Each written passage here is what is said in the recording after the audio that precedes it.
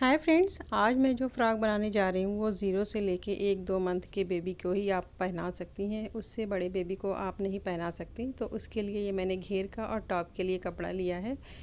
तो इन दोनों की लंबाई मैंने बेबी के हिसाब से कटिंग की है। ये टॉप का कपड़ा है तो फ़िलहाल इसको थोड़ा हम हटा देंगे, पहले हम घेर को समझ लेंगे।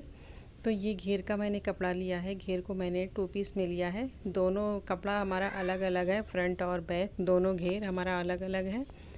और इसको हम लंबाई चौड़ाई में हमने कट कर लिया है। इस तरीके से हमारा ये फ्रॉक बन के तैयार होगा। तो घेर की जो चौड़ाई मैंने ली है वो है 19 इंच और घेर की जो लंबाई है वो है 8.5 इंच। तो ये है हमारे घेर की लंबाई चौड़ाई। इसको हम एक साइड से फोल्ड करेंगे और दूसरी साइड से चुनट बनाएंगे। दोनों घेर को हम सेम तरीके से बनाएंगे। ये मैंने जो टॉप के लिए कपड़ा लिया है ये मैंने आगे से खुला हुआ बनाना है, उसके लिए मैंने थोड़ा सा एक्स्ट्रा चौड़ाई ली है। तो कपड़ा हमारा ये भी 2 पीस में है, यानी कि डबल है। एक साइड से खुला है, एक साइड से बंद है। तो इसको मैंने इस तरीके से रख लिया है।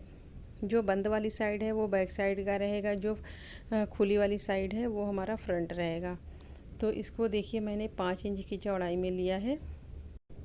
फ्रंट पार्ट की चौड़ाई मैंने 6 इंच ली है, क्योंकि हमने बटन पट्टी के लिए 1 इंच लिया है और इसकी लंबाई मैंने 5 इंच ली है। तो अब यहाँ से हम गले का निशान लगाएंगे, जो हमारा बैक पार्ट है। तो यहाँ से मैंने देखिए 1.5 इंच पर निशान लगाया है गले का, और यहाँ से हम 2 इंच कंधे का निशान लगाएंगे।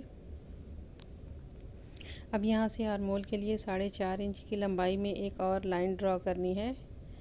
इस तरीके से ये हमारा आर्मोल का निशान होगा। इसमें हमने गोलाई का शेप दे दिया है। अब हमें गले का निशान लगाना है। तो गले के लिए मैंने पीछे की साइड से 1 इंच का निशान लगाया है। आगे वाला हमारा 2.5 इंच की गहराई में रहेगा निशान। तो यहाँ से देखिए मैंने आर्मोल की कटिंग कर ली है। अब उसके बाद हमें पहले पीछे वाले गले की कटिंग करनी है, क्योंकि हमारा ये जो बैक पार्ट है वो हमारा ऊपर की साइड है। तो इसलिए मैंने पीछे के गले की कटिंग कर ली है 1 इंच की गहराई में। अब पीछे वाले पार्ट को हटा करके आगे वाले गले की हमें कटिंग कर लेनी है। ये गले की कटिंग मैंने 2.5 इंच की गहराई में की है। इसके बाद अब हमें देखिए यहाँ साइड से, बैक साइड से थोड़ा सा हमने हल्की गोलाई दी है और यहाँ से मैंने कट कर लिया है। तो ये हमारे टॉप की भी कटिंग हो गई है। तो ये बैक पार्ट है और ये हमारा फ्रंट पार्ट है।